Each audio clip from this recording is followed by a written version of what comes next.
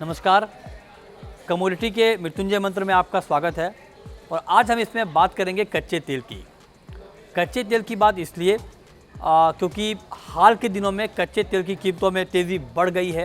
तो अब सवाल ये है कि आखिर कच्चा तेल उबलने क्यों लगा है और क्या कच्चे तेल में ये उबाल कंटिन्यू रहेगा, इसी पर हम आपको डिटेल में बताएंगे। तो सबसे पहले आप जानिए कि क्रूड में अभी हुआ क्या है। कच्चे तेल में हुआ ये है कि कच्चे तेल की कीमतें बहुत तेज़ी से ऊपर गई हैं और इस हफ्ते ब्रेंट क्रूड का भाव 7 महीने की ऊंचाई तक पहुंच गया।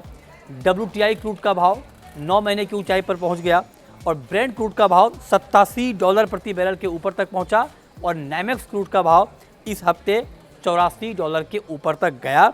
और घरेलू बाजार में इंडियन मार्केट में जो MCX पर ट्रेड होता है क्रूड का, उसका भाव 7,000 के बेहद करीब तक पहुँच के घुमा है। जुलाई के लो से अगर आप देखें तो पिछले महीने के लो से क्रूड का भाव करीब 12% बढ़ गया है। तो अब जबकि 7 महीने में क्रूड महंगा हुआ है, सबसे ज़्यादा महंगा हुआ है, तो ये जानना बहुत ज़रूरी है कि आखिर ऐसा क्या हुआ कि कच्चे तेल की कीमतों में इतनी बड़ी तेज़ी एक बार फिर से आ गई है। तो सबसे पहली और बड़ी वजह यह है कि एक तो US में सप्लाई कम हुई है और डिमांड बढ़ने की संभावना बढ़ गई है, क्योंकि वहाँ पर कुछ आर्थिक आंकड़े बेहतर आए हैं। इससे इस बात की उम्मीद है कि अमेरिका, जो कि दुनिया का सबसे बड़ा कंज्यूमर है कच्चे तेल का, वहाँ पर डिमांड बढ़ सकती है। उसका इम्पैक्ट हमने मार्केट के ऊपर देखा। पिछले हफ्ते अमेरिका में गैसोलीन का स्टॉक 27 लाख बैरल घटा है, ये API की रिपोर्ट में कहा गया।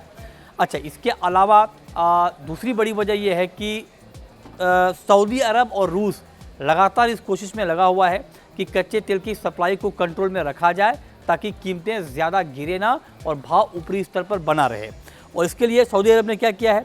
सऊदी अरब ने ये ऐलान किया है कि सितंबर में भी सऊदी अरब की तरफ से रोज़ाना 10 लाख बैरल उत्पादन कटौती जारी रहेगी। तो मार्केट में सप्लाई कम होगी, इसका इम्पैक्ट हमने मार्केट में देखा। इस पर रूस ने ये साथ दिया।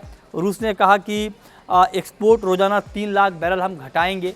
तो एक्सपोर्ट को घटाकर, उत्पादन को घटाकर सप्लाई को कंट्रोल करने की कोशिश हो रही है ओपेक और गैर ओपेक देशों की तरफ से, ताकि दाम यहाँ पर गिरे ना। तो उससे भी मार्केट को सपोर्ट मिल रहा है।